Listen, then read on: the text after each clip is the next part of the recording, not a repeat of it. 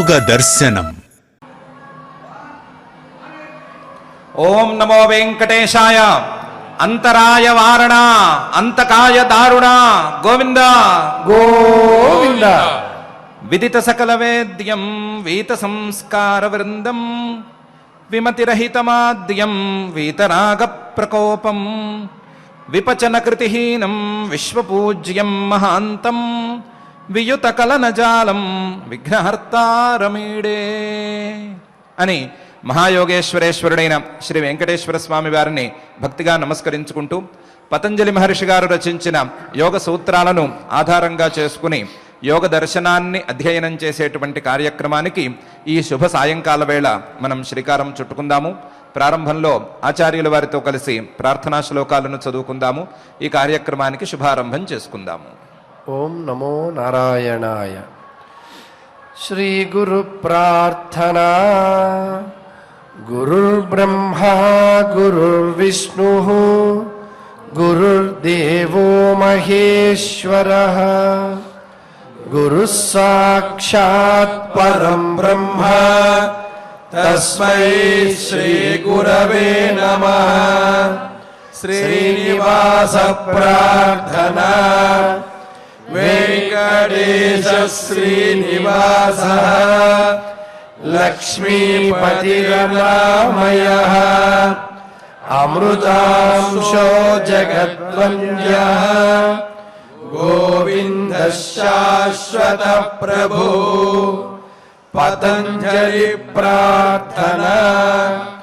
యోగేన చిత్తస్య పదేన వాచాం మలం శరీరస్య చ వైద్యకేన యోపాకరోత్తం ప్రవరం మునీనాం పతంజలిం ప్రాంజలిరానతోస్మి.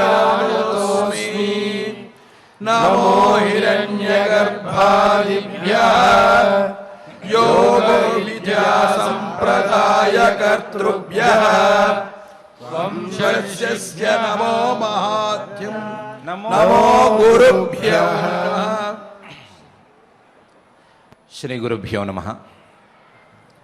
పతంజలి మహర్షి గారు తన యోగ దర్శన ఉపదేశంలో 1 నుండి 22 సూత్రాల వరకు సమాధి లేదా చిత్తవృత్తి నిరోధం, ఆ చిత్తవృత్తి నిరోధానికి సంబంధించిన ప్రాథమికమైనటువంటి అంశాలు, వీటన్నిటినీ చక్కగా వివరించి చూపించారు. ఇలా చిత్తవృత్తి నిరోధాన్ని చూపించినటువంటి మహర్షి గారు ఈ చిత్తవృత్తి నిరోధం సాధన వల్ల మాత్రమే సాధ్యం అనే విషయాన్ని నిక్కచ్చిగానే చెప్పారు. ఆ సాధన రకరకాలుగా ఉంటుంది అనే విషయాన్ని చెప్పటం కోసం, ఆ విషయాన్ని విస్తృతంగా ప్రచారం చేయటం కోసం తరువాత 23వ సూత్రం నుండి ఒక కొత్త విషయాన్ని పరిచయం చేశారు. ఈ సమాధి స్థితి లేదా మనసులోని ఆలోచనలన్నీ కట్టడి అయిపోవటం అనేటువంటి దశ ఈశ్వర ప్రణిధానం వలన కూడా కలుగుతుంది. ఈశ్వరుడి యందు మనస్సును పరిపూర్ణంగా సమర్పించుకోవటం అనేటువంటి విధానం ద్వారా కూడా మనస్సును కట్టడి చేసుకోవటం అనేది సాధ్యం అనే అంశాన్ని మహర్షి గారు చెప్పదలుచుకుని 23వ సూత్రంగా ఈశ్వర ప్రణిధానాద్వా అనే సూత్రాన్ని పరిచయం చేశారు. ఈశ్వరుడు యందు మనస్సును పరిపూర్ణంగా సమర్పించుకున్నట్లయితే, మనస్సును వేరే విషయాల వైపుకు పోనివ్వకుండా ఈశ్వరుడి మీదనే లగ్నం చేసినట్లయితే సమాధి స్థితి తప్పకుండా అందుతుంది అని మహర్షి గారు చెప్పదలిచారు. అయితే ఈశ్వరుడెవరు అనే ప్రశ్నకు సమాధానంగా క్లేశ కర్మ విపాక ఆశయై అపరామృష్ట పురుష విశేష ఈశ్వర అనే సూత్రాన్ని తెర మీదకు తీసుకువచ్చారు. ఆ ఈశ్వరుడికి సాధారణ జీవులకి తేడా ఉన్నది. దాన్ని కనిపెట్టుకుంటే ఈశ్వరుడి యొక్క స్వరూపం అర్థమవుతుంది. ఈశ్వరుడికి సాధారణ జీవుల్లాగా ఏ రకమైనటువంటి క్లేశాలు ఉండవు. సాధారణ జీవుల్లాగా ఈశ్వరుడు పుణ్యపాపాలను చేసుకోడు, ఆ పుణ్యపాపాలకు ఫలితాలను అందుకోడు.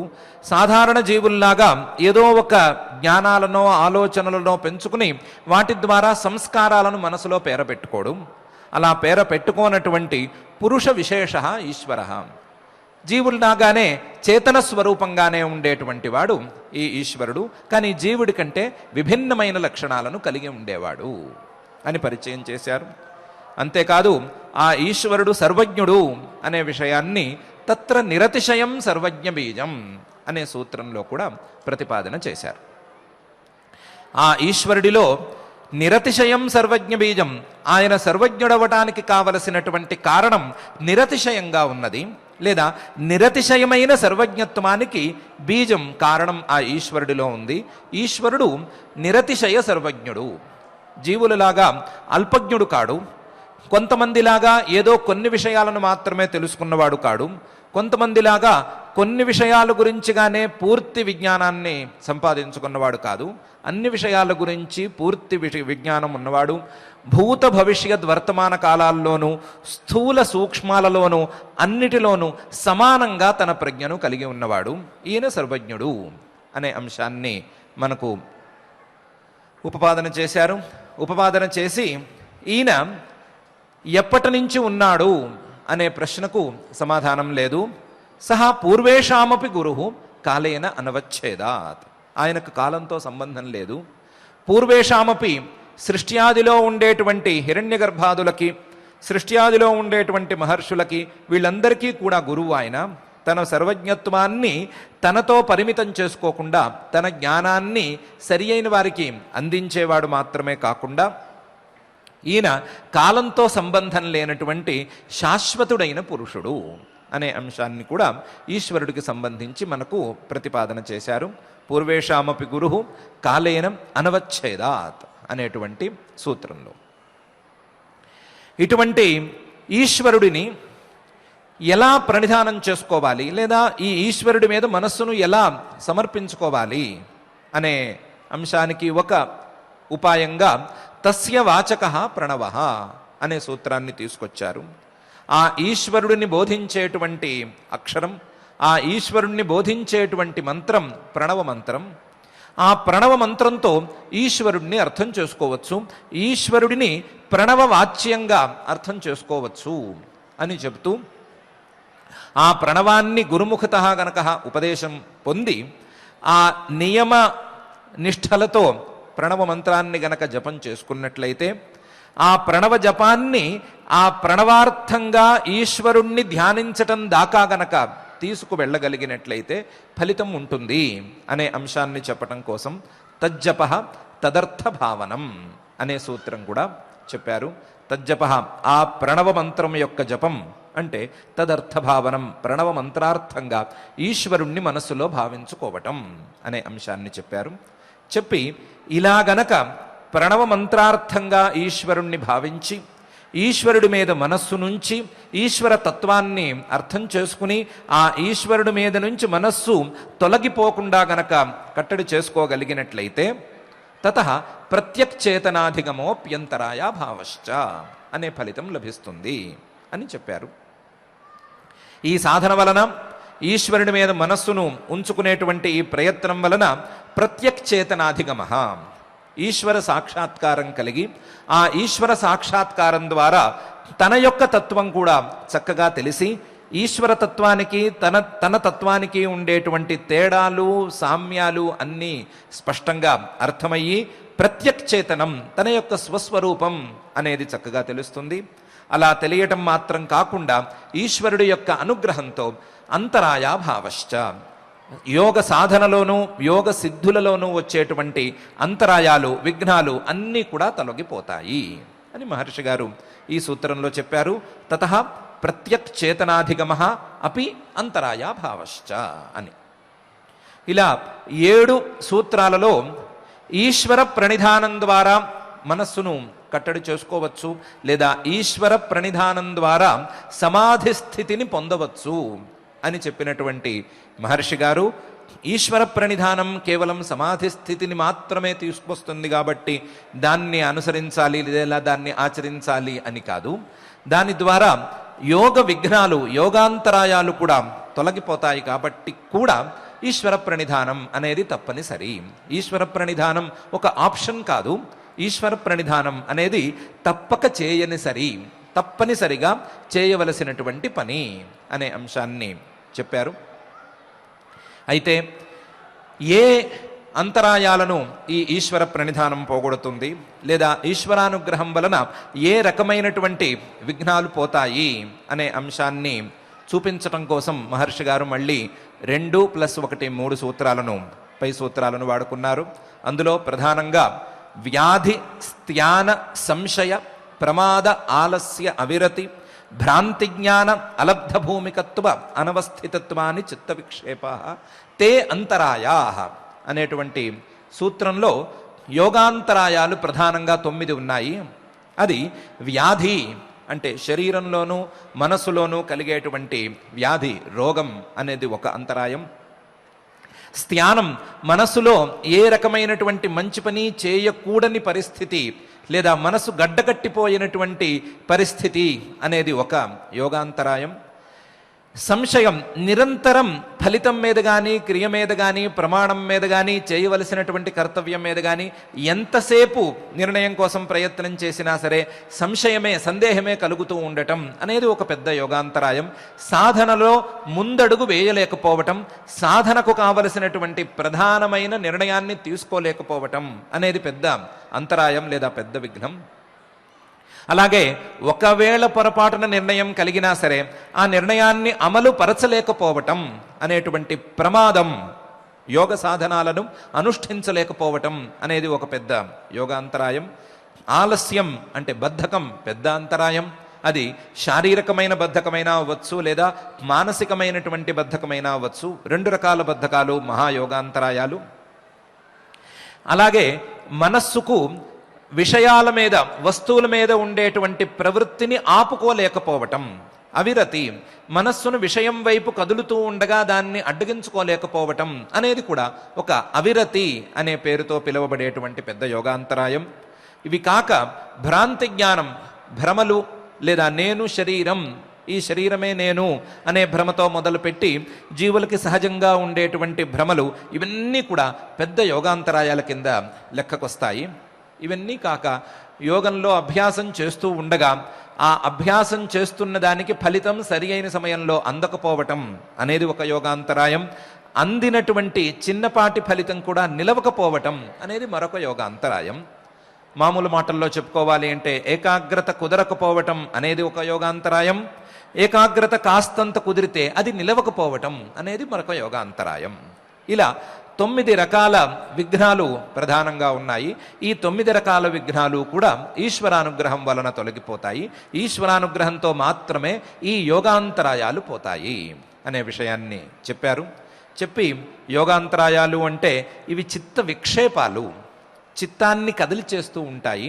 ఈ చిత్త విక్షేపాలను తప్పకుండా పోగొట్టుకోవలసిందే అనే అంశాన్ని సూచించటం కోసం చిత్త విక్షేపాహ అనే పదాన్ని కూడా వాడారు. ఈ చిత్త విక్షేపాలు ఇన్నే 9 అని అనుకోవడానికి వీల్లేదు. ఈ విక్షేపాలకు తోబుట్టువులు చాలానే ఉన్నాయి అనే అంశాన్ని దుఃఖ దౌర్మనస్య అంగమేజయత్వ శ్వాస ప్రశ్వాస విక్షేప సహభువ అనే సూత్రంలో చెప్పారు. ఈ విక్షేపాలకు, చిత్త విక్షేపాలకు తోబుట్టువుల్లాగా దుఃఖం, మనసులో ఏదో దక్కలేదు అనేటువంటి బాధ, దౌర్మనస్యం, నేను అనుకున్నది జరగలేదు అనేటువంటి బాధ, లేదా మనస్సు నిరంతరం ఏదో అల్లకల్లోలంగా ఉండటం అనేటువంటి పరిస్థితి. ఈ పరిస్థితే కాకుండా అంగమేజయత్వం, శరీరంలో ఉండేటువంటి ప్రతిభాగము కదిలిపోతూ ఉండటం, కనీసం కూర్చుందామన్నా, బాస్పెట్లేసుకుని కూర్చుందామన్నా కూడా దానికి వీలుగా ఉండకపోవటం అనేటువంటి అంగమేజయత్వం అనేది పెద్ద బాధ. ఇది కాక యోగులు లేదా సిద్ధికి దగ్గరగా ఉండేవాళ్ళు, వాళ్ళకి అర్థమయ్యేటువంటి శ్వాస ప్రశ్వాసాలు, ఉచ్ఛ్వాస నిశ్వాసాలు, ఇవి కూడా పెద్ద బాధలు. ఇవి విక్షేపాలకు తోబుట్టువుల్లాంటివి. ఈ విక్షేపాలకు తోబుట్టువుల్లాంటివైనా చాలు, లేదా విక్షేపాలైనా చాలు, ఇవన్నీ కూడా యోగ సాధనను సిద్ధి దాకా వెళ్లకుండా అడ్డుకుంటాయి. కొన్ని అయితే అసలు సాధనే జరగకుండా, సాధనే ప్రారంభం కాకుండా అడ్డుకుంటాయి. ఈ అడ్డగింపులన్నిటినీ గనక దాటాలి అంటే ఈశ్వరుణ్ణి ఆశ్రయించుకోవలసిందే అనే అంశాన్ని మహర్షి గారు సూచనాప్రాయంగా చెప్పారు. చెప్పి తత్ ప్రతిషేధార్థం ఏకతత్వాభ్యాస అనే కొత్త ఉపాయాన్ని కూడా చూపించారు. ఈ చిత్త విక్షేపాలను పోగొట్టుకోవాలి అంటే, ఆ విక్షేపాల యొక్క తోబుట్టువుల్లాంటి దుఃఖాదులను పోగొట్టుకోవాలి అంటే ఏకతత్వాభ్యాసం చేయాలి.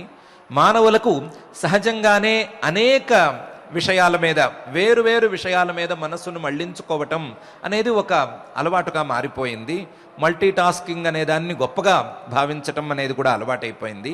అలా కాకుండా ఒకే విషయం మీద ఏకాగ్రతను పెంచుకోవటం అనేది మానవులు అనుసరించవలసినటువంటి తీరు, మానవులు సాధించుకోవలసినటువంటి సిద్ధి అనే విషయాన్ని చెప్పబోతూ ఏకతత్వాభ్యాస, ఒకే తత్వాన్ని మనసులో స్థిరంగా ఉంచుకోవటం కోసం అభ్యాసం చేయాలి. ఇలా అభ్యాసం చేసినప్పుడు చిత్తం యొక్క విక్షేపాలు కానీ లేదా అంతరాయాలు కానీ విక్షేపాల తోబుట్టువులు కానీ ఇవన్నీ కూడా పూర్తిగా తొలగిపోతాయి అనే అంశాన్ని చెప్పారు.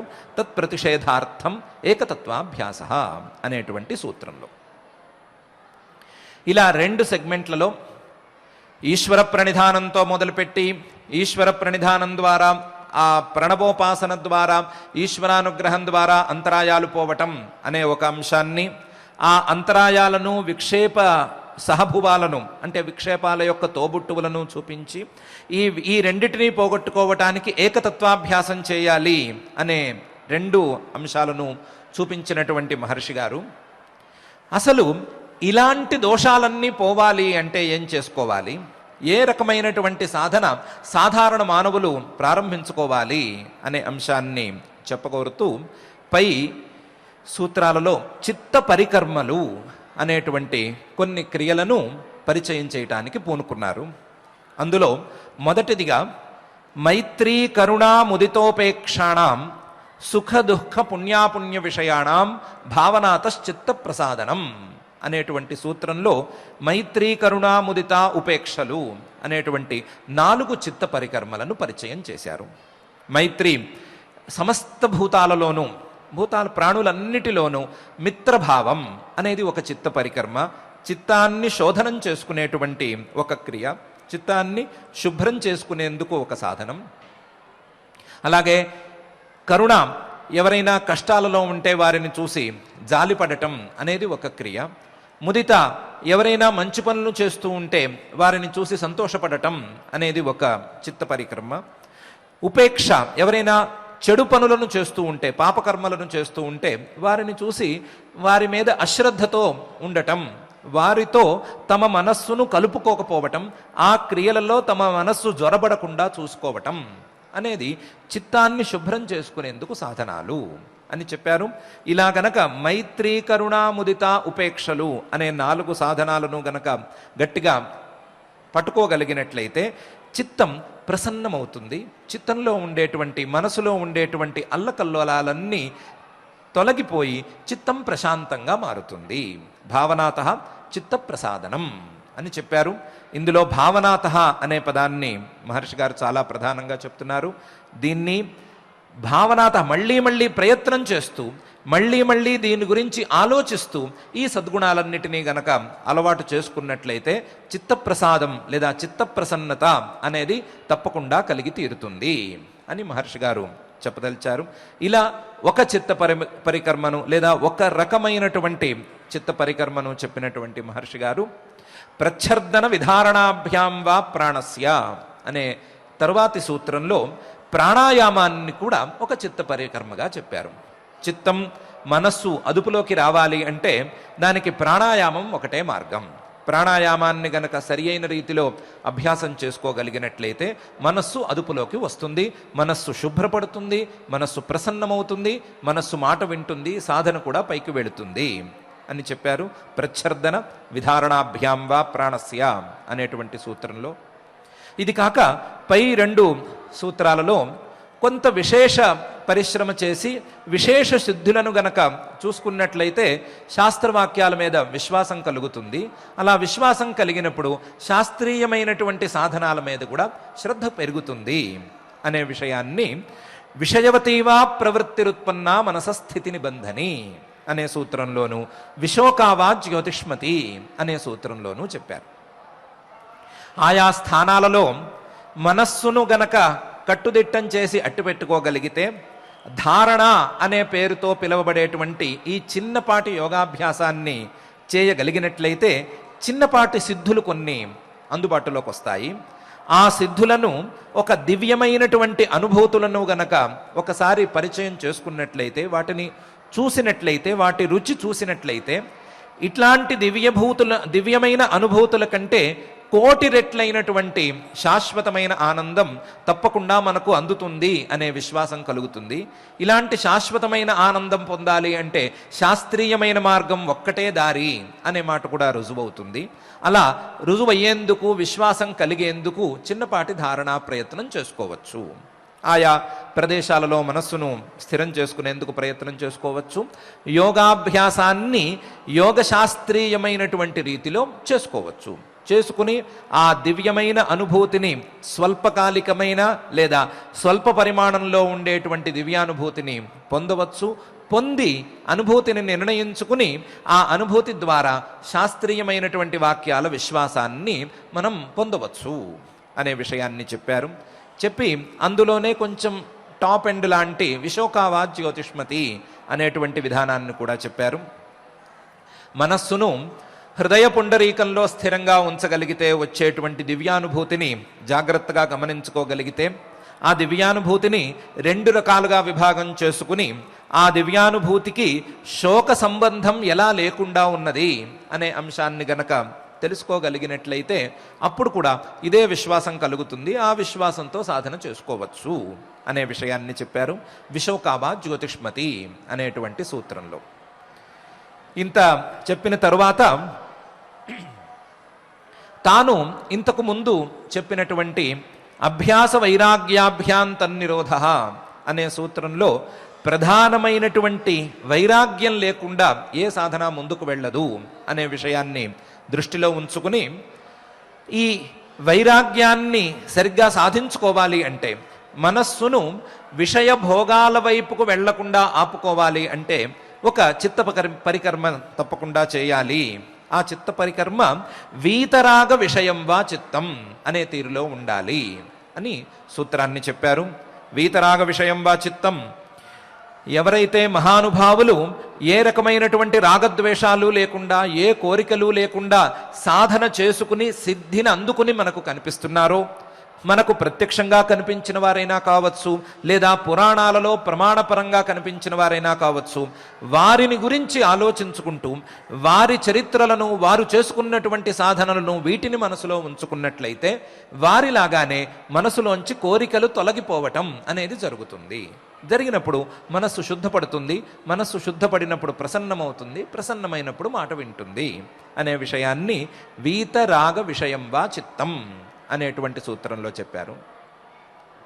ఎవరి గురించో మేమెందుకు వినాలి, ఎవరి గురించో మేమెందుకు ఆలోచించాలి, మేము మా గురించి మాత్రమే ఆలోచిస్తాము, మేము మహాస్వార్థపరులము అని ఎవరైనా మనుషులు నిజంగా అనుకునే మాట అయితే, వారి గురించి వారు సవ్యంగా ఆలోచించినా సరే ఈ విషయం బోధపడుతుంది, మనస్సు ప్రశాంతపడుతుంది అని చెప్పటానికి స్వప్న నిద్రా జ్ఞానాలంబనం వా అనే సూత్రాన్ని కూడా మహర్షి గారు వాడుకున్నారు. వారి గురించి వారు ఆలోచించుకోవచ్చు. స్వప్నావస్థలో నేనేమిటి, నా శరీరం ఏమిటి, ఇప్పుడున్న శరీరమే స్వప్నావస్థలో ఉందా, సుషుప్తి అవస్థలో ఇదే శరీరం ఉందా, వేరే శరీరం వచ్చిందా, ఈ శరీరం నేను అని అనుకున్నట్లయితే ఈ 3 దశలలోనూ ఒకే శరీరం ఉన్నదా అనే విషయాన్ని ఆలోచించుకోవచ్చు అని ఒకవైపు చూపించారు. మనం అనుకున్నట్లుగా మేము మా గురించే ఆలోచించుకుంటాము అని అన్నట్లయితే మీ గురించి చక్కగా ఆలోచించుకోండి అనటానికి ఒక చుక్కాని లాంటి ఉపదేశం ఒకవైపు చేశారు. మరొక వైపు స్వప్నంలో ఉండే దేవతలు లేదా సాధన చేయగా ఏదో ఒక దేవతను అనుగ్రహింపజేసుకోవటం కోసం ప్రయత్నం చేయగా ఆ దేవత స్వప్నంలో సాక్షాత్కరించే స్థాయి వరకు గనక ఉపాసన చేసుకున్నట్లయితే ఆ దేవత స్వప్నంలో సాక్షాత్కరిస్తుంది. ఆ సాక్షాత్కరించిన దేవత యొక్క స్వప్న అనుగ్రహాన్ని పొందటం ద్వారా, ఆ దేవతానుగ్రహాన్ని స్వప్నంలోనైనా సరే పొందటం ద్వారా మనస్సును ప్రశాంతపరుచుకోవచ్చు. అట్లాగే సుషుప్తి అవస్థలో జరిగేటువంటి విశ్రాంతిని, ఆ దశలో అందేటువంటి సుఖాన్ని దృష్టిలో ఉంచుకోవటం ద్వారా, అక్కడ ఏం జరుగుతోంది అనేటువంటి విచారణ చేయటం ద్వారా కూడా మనస్సును ప్రసన్నంగా ఉంచుకోవచ్చు అని రెండవ అర్థంలో కూడా స్వప్న నిద్రా జ్ఞానాలంబనం వా అనే విషయాన్ని మహర్షి గారు చెప్పారు. చెప్పి ఇవన్నీ కాదు, ఈశ్వరుడికి సంబంధించిన ఏ రూపాన్నైనా సరే ధ్యానం చేసుకోవటం ద్వారా కూడా మనస్సును ప్రసన్నంగా చేసుకోవచ్చు. యథాభిమత ధ్యానాద్వా, మనకు ఏ రకమైనటువంటి ఈశ్వరుడి యొక్క స్వరూపం అభిమతమైతే, ఏ రకమైనటువంటి ఈశ్వర స్వరూపం మీద మన ఏకాగ్రత కుదిరితే, మన భక్తి కుదిరితే, ఆ స్వరూపాన్ని మనసులో ఉంచుకుని ఆ రూపాన్ని ధ్యానించుకోవటం ద్వారా మనస్సును ప్రసన్నం చేసుకోవచ్చు. ప్రసన్నమైనటువంటి మనసులో పై స్థాయి సాధనలను చేసుకోవచ్చు అనే అంశాన్ని కూడా యథాభిమత ధ్యానాద్వా అనేటువంటి సూత్రంలో పరిచయం చేశారు.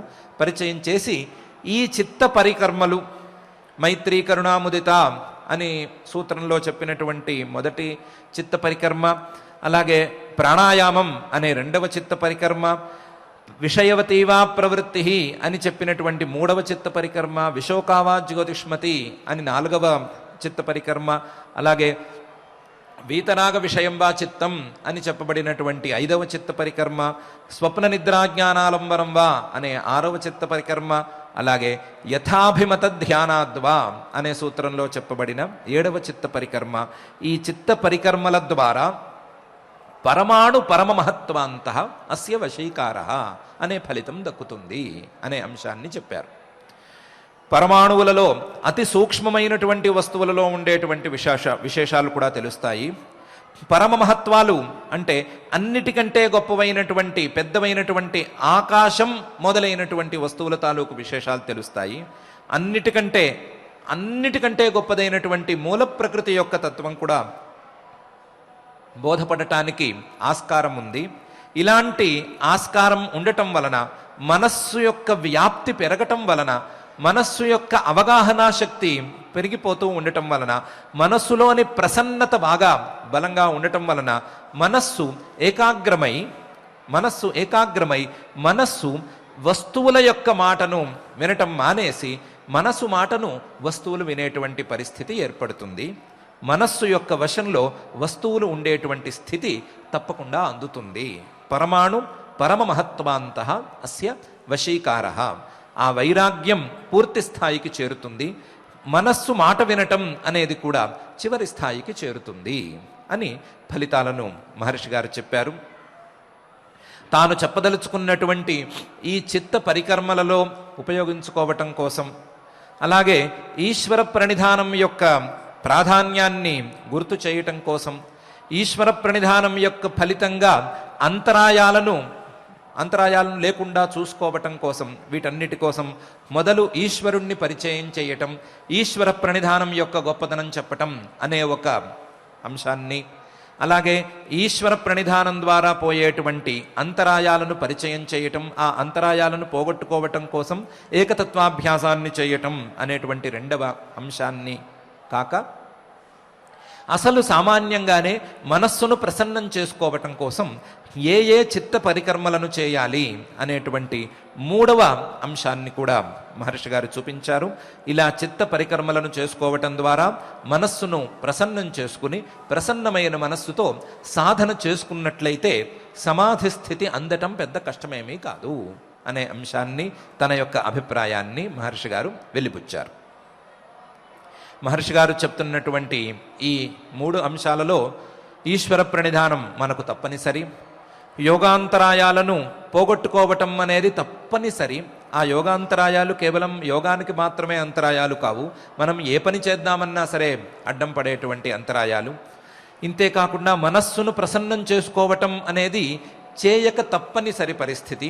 మనస్సు ప్రసన్నంగా లేకపోవటం, మనస్సు మాట వినకపోవటం, మనసులో అల్లకల్లోలాలు రేగిపోవటం అనేది చాలా పై స్థాయిలో ఉండేటువంటి మనలాంటి వారికి మనస్సును ప్రసన్నం చేసుకునేటువంటి మహర్షి గారు చెప్పిన ఉపాయాలను అనుసరించటం చాలా మంచి మార్గం. కాబట్టి మహర్షి గారు చెప్పినట్లుగా ఈశ్వర ప్రణిధానం ద్వారా మనస్సును ప్రసన్నం చేసుకోవటం ద్వారా యోగాంతరాయాలను, ఆ విక్షేపాలకు తోబుట్టువులను పోగొట్టుకునేందుకు మనం తప్పనిసరి చిన్న స్థాయి ప్రయత్నం చేసుకుందాం. మన ప్రయత్నానికి సహకరించవలసిందిగా ఆ మహాయోగేశ్వరేశ్వరుడైన శ్రీ వెంకటేశ్వర స్వామి వారిని భక్తిగా ప్రార్థించుకుందాం. ఆ ప్రార్థనతో ఈరోజు కార్యక్రమాల ఒత్తిడిని దృష్టిలో ఉంచుకుని మనం పారాయణ కార్యక్రమాన్ని ప్రారంభించుకుందాం. ఓం నమో వెంకటేశాయ. అత్యంత విస్తారమైనటువంటి విషయాన్ని ఒక్కొక్క సూత్రంలో అందించిన ఆచార్యుల వారు అదే విషయాల్ని సార సంగ్రహంగా మనకి ఈనాడు చక్కగా ఈశ్వర ప్రణిధానాత్ ఇత్యాది చిత్త పరికర్మలు, అలాగే ఏ రకంగా సాధన చేయాలి, సమాధి స్థితి ఎలా పొందాలి అన్న దాని గురించి చక్కగా వివరించారు. అలా ఈశ్వరుణ్ణి ప్రణిధానం చేయడం ద్వారా అర్జునుడు ఏ రకంగా అయితే ఆయన యొక్క విశ్వరూప దర్శన భాగ్యాన్ని పొందాడు, అలాగే తాను మెచ్చినటువంటి శిష్యుడికి ఏ రకంగా గురువు యొక్క పరిపూర్ణ అనుగ్రహం లభించిందో ఆ విశేషాలన్నీ కూడా మనకి తెలియజేసేటువంటి అద్భుతమైనటువంటి గీత, భగవద్గీత. అందులో మనం ఈరోజు విశ్వరూప దర్శన యోగంలో 26వ శ్లోకం నుంచి చివరి శ్లోకం వరకు అంటే 55వ శ్లోకం వరకు శ్రద్ధగా శ్రీకృష్ణ ప్రార్థన దగ్గర నుంచి మంగళాంతం వరకు పలుకుదాం. ఆ యోగేశ్వరుడైనటువంటి శ్రీ వెంకటేశ్వర స్వామి యొక్క పరిపూర్ణమైనటువంటి కృపకు పాత్రులమయ్యే ప్రయత్నం చేద్దాం. శ్రీకృష్ణ ప్రార్థన. వసుదేవసుతం దేవం కంసచాణూరమర్దనం దేవకీ పరమానందం కృష్ణం వందే జగద్గురుం. శ్రీగీతా ప్రార్థన. సర్వోపనిషదో గావః దోగ్ధా గోపాలనందనః పార్థో వత్సః సుధీర్భోక్తా దుగ్ధం గీతామృతం మహత్. అథ శ్రీమద్భగవద్గీతాసు ఉపనిషత్సు బ్రహ్మ విద్యాయాం योगशास्त्रे श्रीकृष्णार्जुन संवादे विश्वरूपदर्शन योगे ఏకాదశాధ్యాయే శ్లోకాః. అమీ చ త్వాం ధృతరాష్ట్రస్య పుత్రాః సర్వే సహైవావనిపాలసంఘైః భీష్మో ద్రోణః సూతపుత్రస్తథాసౌ సహాస్మదీయైరపి యోధముఖ్యైః వక్త్రాణి తే త్వరమాణా విశంతి దంష్ట్రాకరాళాని భయానకాని కేచిద్విలగ్నా దశనాంతరేషు సందృశ్యంతే చూర్ణితైరుత్తమాంగైః యథా నదీనాం బహవోऽంబువేగాః సముద్రమేవాభిముఖా ద్రవంతి తథా తవామి నరలోకవీరాః విశంతి వక్త్రాణ్యభివిజ్వలంతి యథా ప్రదీప్తం జ్వలనం పతంగాః విశంతి నాశాయ సమృద్ధవేగాః తథైవ నాశాయ విశంతి లోకాః తవాపి వక్త్రాణి సమృద్ధవేగాః లేలిహ్యసేగ్రసమానః సమంతాత్ లోకాన్ సమగ్రాన్ వదనైర్జ్వలద్భిః తేజోభిరాపూర్య జగత్సమగ్రం భాసస్తవోగ్రాః ప్రతపంతి విష్ణో ఆఖ్యాహి మే కో భవానుగ్రరూపః నమోऽस्तु తే దేవవర ప్రసీద విజ్ఞాతుమిచ్ఛామి భవంతమాద్యం నహి ప్రజానామి తవ ప్రవృత్తిం. శ్రీభగవానువాచ కాలోऽస్మి లోకక్షయకృత్ ప్రవృద్ధః లోకాన్ సమాహర్తుమిహ ప్రవృత్తః ఋతేపి త్వాం న భవిష్యంతి సర్వే ఏవ స్థితాః ప్రత్యనిధీషు యోధాః తస్మాత్ త్వముత్తిష్ఠ యశో లభస్వ जित्वा शत्रून् भुङ्क्ष्व राज्यं समृद्धम् मयैवैते निहताः पूर्वमेव निमित्तमात्रं भव सव्यसाचिन् द्रोणं च भीष्मं च जयद्रथं च कर्णं तथान्यानपि योधवीरान् मया हतांस्त्वं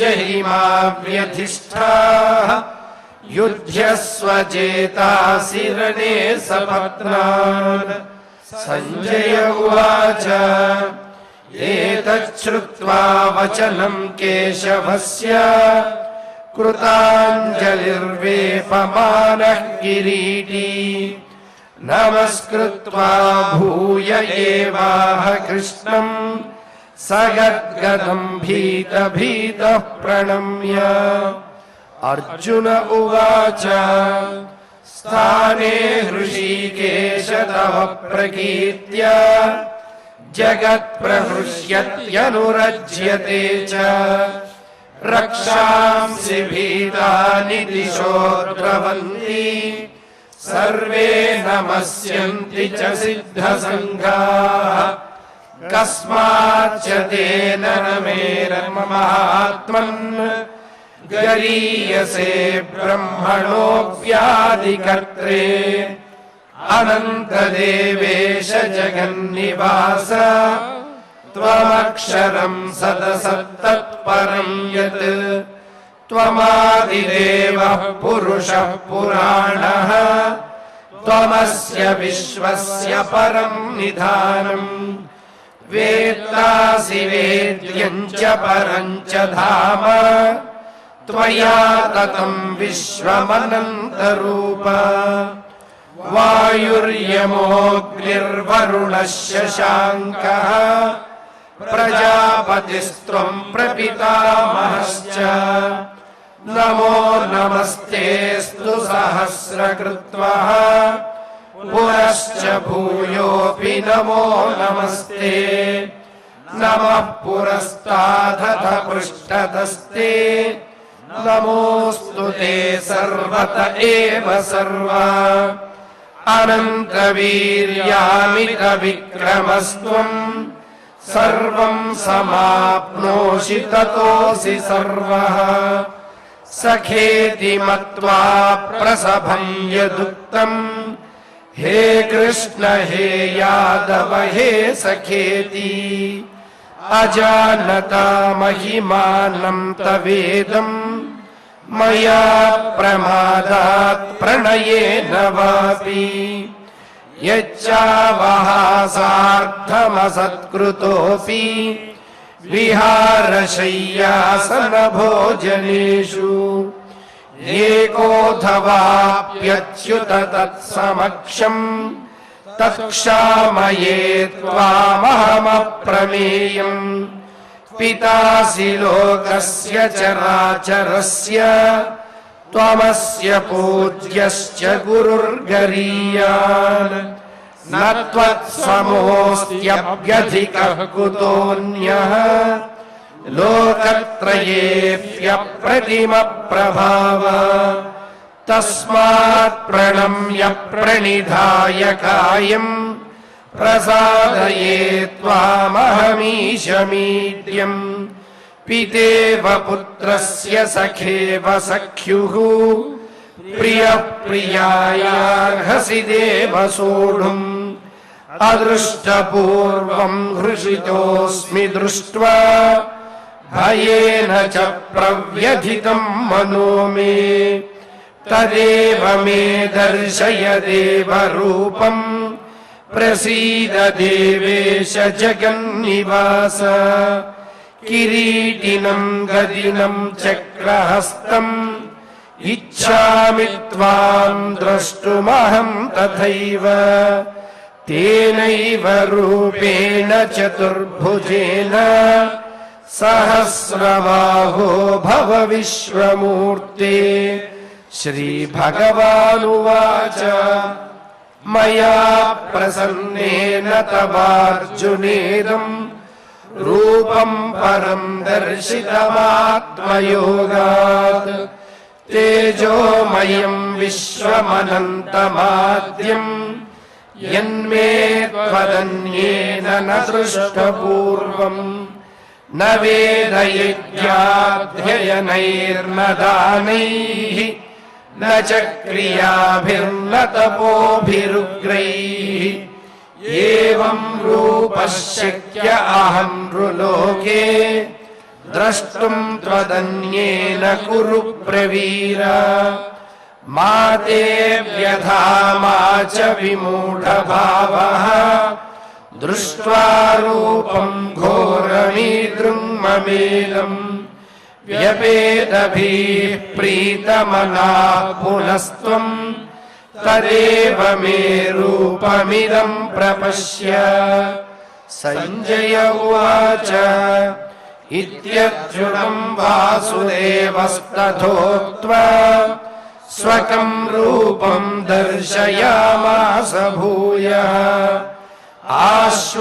आश्वासयामास च भीतमेनं भूत्वा पुनः सौम्य वपुर्महात्मा अर्जुन उवाच दृष्ट्वेदं मानुषं रूपं तव सौम्यं जनार्दन इदानीमस्मि संवृत्तः सचेताः प्रकृतिं गतः श्रीभगवानुवाच सुदुर्दर्शमिदं रूपं दृष्टवानसि यन्मम देवा अप्यस्य रूपस्य नित्यं दर्शनकाङ्क्षिणः नाहं वेदैर्न तपसा न दानेन न चेज्यया शक्य एवं विधो द्रष्टुं दृष्टवानसि मां यथा भक्त्या त्वनन्यया शक्यः अहमेवं विधोऽर्जुन ज्ञातुं द्रष्टुं च तत्त्वेन प्रवेष्टुं च परन्तप मत्कर्म कृन्मत्परमः मद्भक्तः सङ्गवर्जितः निर्वैरः सर्वभूतेषु यः स मामेति पाण्डव इति श्रीमद्भगवद्गीतासु उपनिषत्सु ब्रह्मविद्यायां योगशास्त्रे श्रीकृष्णार्जुनसंवादे विश्वरूपदर्शनयोगे एकादशाध्याये श्लोकाः यत्र योगेश्वरः कृष्णः यत्र पार्थो धनुर्धरः तत्र श्रीर्विजयो भूतिः ध्रुवा नीतिर्मतिर्मम अथ क्षमा प्रार्थना यदक्षरपदभ्रष्टं मात्राहीनं च यद्भवेत् तत्सर्वं क्षम्यतां देव नारायण नमोऽस्तु ते अथ भगवत्समर्पणम् कायेन वाचा मनसेन्द्रियैर्वा बुद्ध्यात्मना वा प्रकृते स्वभावात् करोमि यद्यत् सकलं परस्मै नारायणायेति समर्पयामि अथ लोकक्षेम प्रार्थना सर्वे भवन्तु सुखिनः सर्वे सन्तु निरामयाः सर्वे भद्राणि पश्यन्तु मा कश्चित् दुःखभाग् भवेत् अथ मङ्गलम् श्रियः कान्ताय कल्याणनिधयेऽर्थिनाम् श्रीवेङ्कटनिवासाय श्रीनिवासाय मङ्गलम्।